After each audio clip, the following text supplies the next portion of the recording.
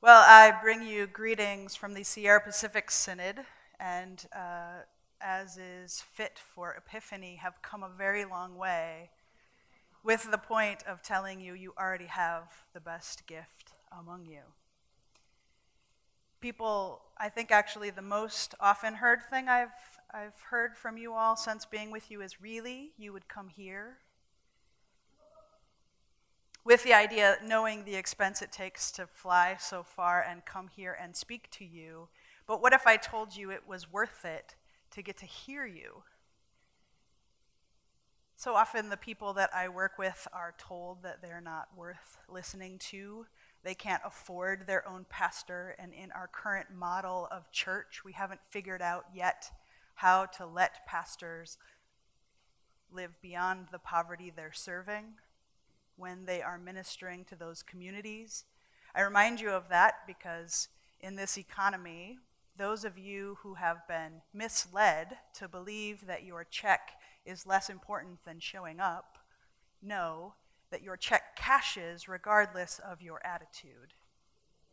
And in times like these, putting your money towards whatever ministry or mission that's out there, even if it's one that you revile and couldn't show up to eat with folk, keeps them open, keeps that other person out there so you don't have to do it.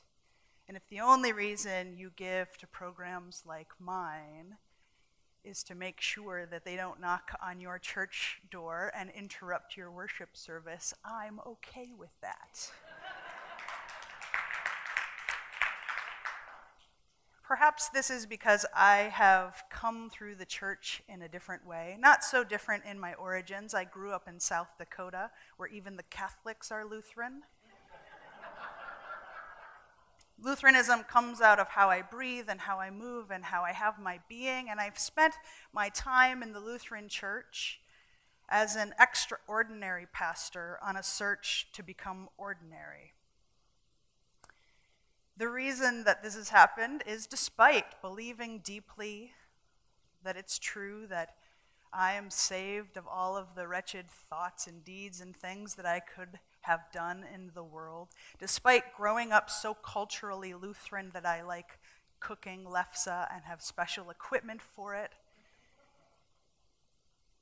I've had a very strange journey, one more like Jonah, perhaps, where you run from the call that everyone says that you have because it seems like a pain in the butt to be the one who has to say that thing in the room that makes everyone uncomfortable.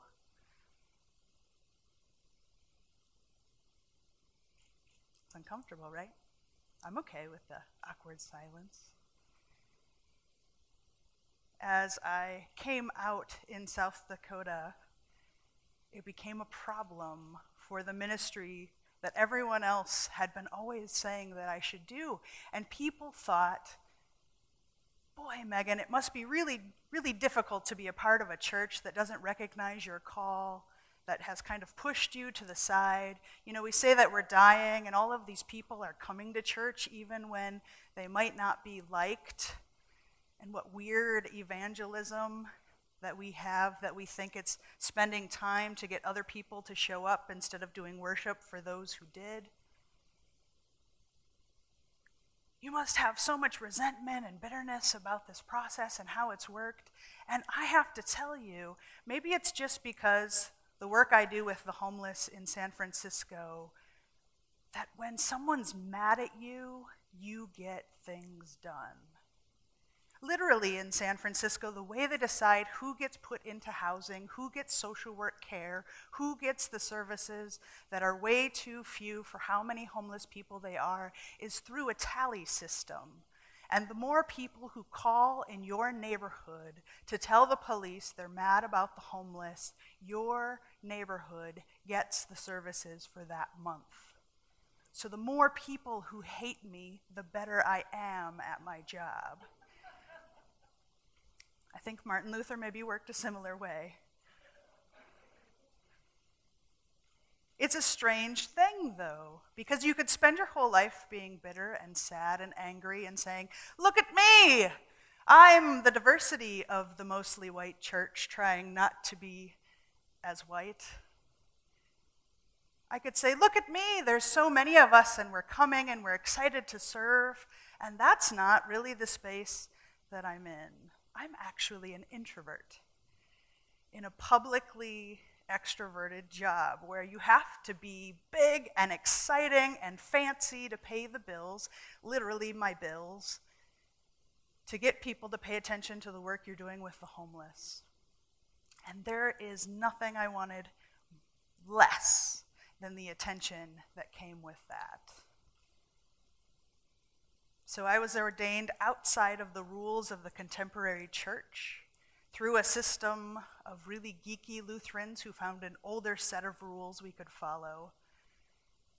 Ordained by congregations who followed the style of the pioneer pastors who were so in love with church and their faith that they couldn't wait for a pastor to be sent on a ship from another land to get to them. They started ordaining the people in the congregations around them. And out of this, I was called by 4 congregations: Santa Maria y Martha, her church, St. Francis Lutheran, and Christ Church. Now you can hear a little bit of the diversity of these 4 congregations, right? One calls God Señor, one uses only Lord language, one uses only Goddess language, and one uses only gender-neutral language for God.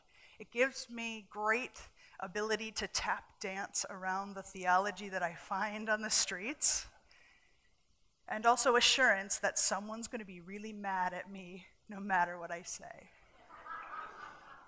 Which is an honest place to start in the church. Don't look at congregants, right? And I wonder if we started with this same kind of honesty, where we could go as a church. Martin Luther started as a perfectionist who was afraid that his father wouldn't think that he was good enough. So he went to the most conservative seminary he could find. He didn't just do faith, he found the toughest rules you could follow. Until one day, he almost got hit by lightning. What would our Lutheran church be if he wasn't such a scaredy pants? Or if they would have had Metamucil. Right? Because Luther had Umfichtungen, which is what it sounds like, right? This yucky thing in his gut that made him think that there was nothing that he could do that would ever make him right before God. We're with him there, right? And he did what every great perfectionist would do. He tried to find the list you could check off, the best evangelism curriculum, the best way to know that you were doing things correctly. And this lightning struck. And then we came and come into a great epiphany, and it was spoken.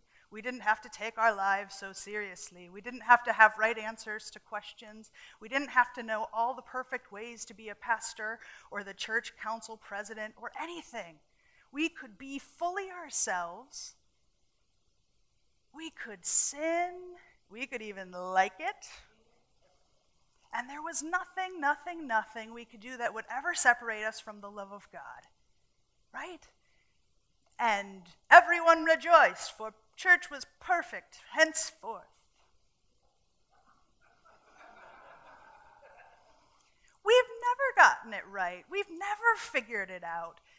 All we've been able to do is come to these little glimpses in time where we're able to be honest that each and every one of us, when we look in the mirror, we see flaps and folds that make us go, ugh, sometimes. Whether it's the outside bits or the inside bits or the bits that other people are telling us are exterior and not a part of the work that we're doing. Whether the only time people have the confidence to know that they're hearing the voice of God, they for sure have a mental health disorder.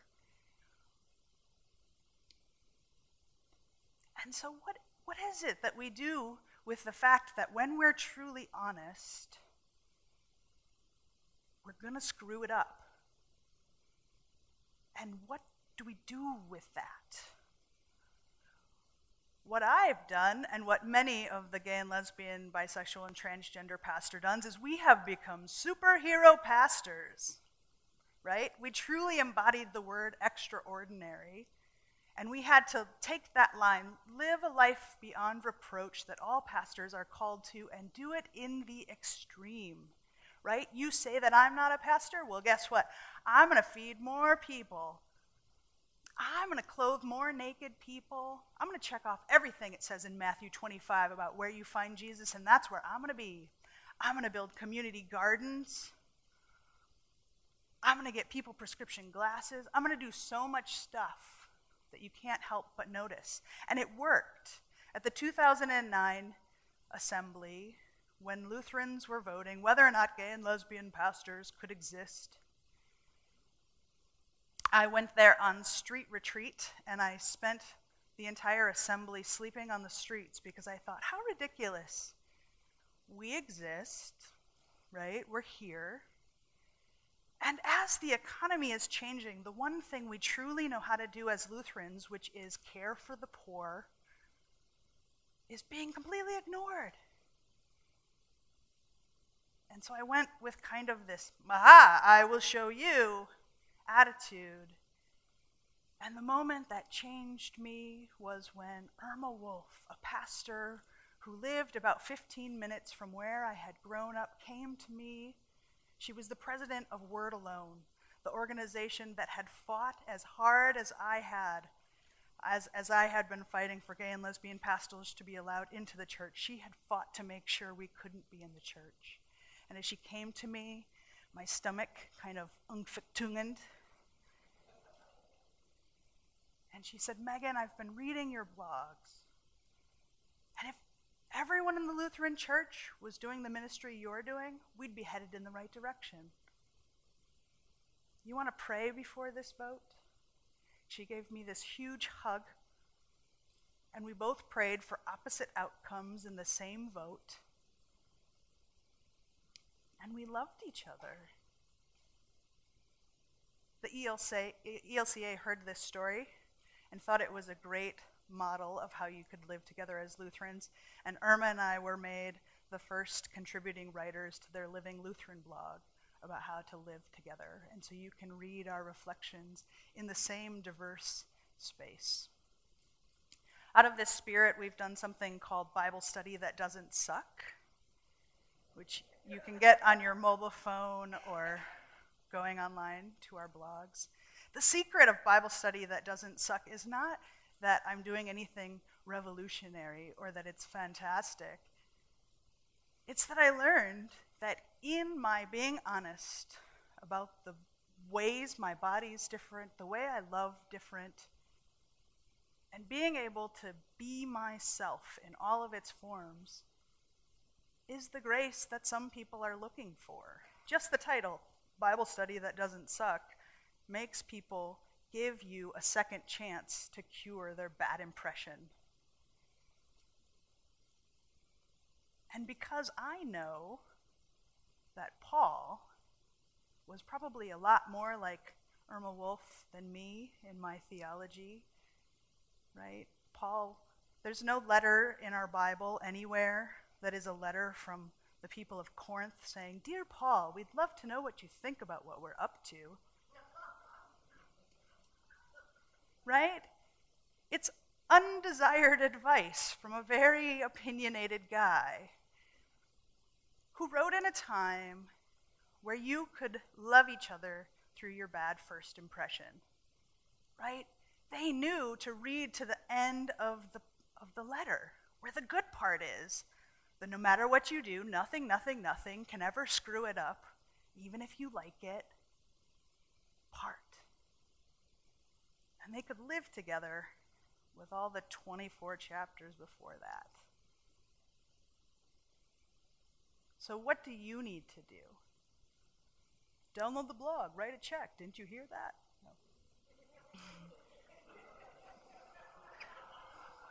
I'm done. No. Being your authentic self is living out the diversity of the church. All of the reasons that people have in their own checklist on why they can't come to your church and worship are all of the bits of yourself that you embody. As we age, we become increasingly disabled.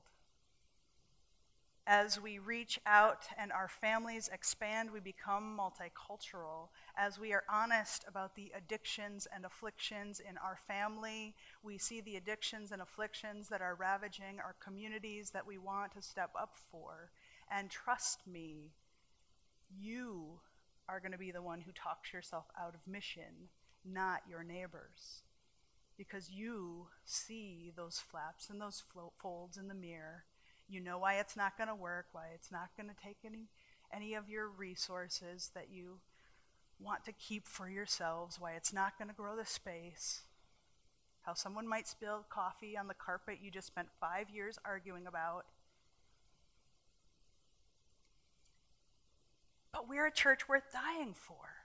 If the worst thing that happens is we throw spaghetti on the wall and we try every darn thing we can because it's worth it, and the things that stick, we praise and we say, yeah, that was an amazing ministry thing we just did. That's the best mission ever. And we stopped counting the number of noodles that fell on the floor and didn't work. And we just kept sticking them on the wall as long as they stuck there. We'd be okay.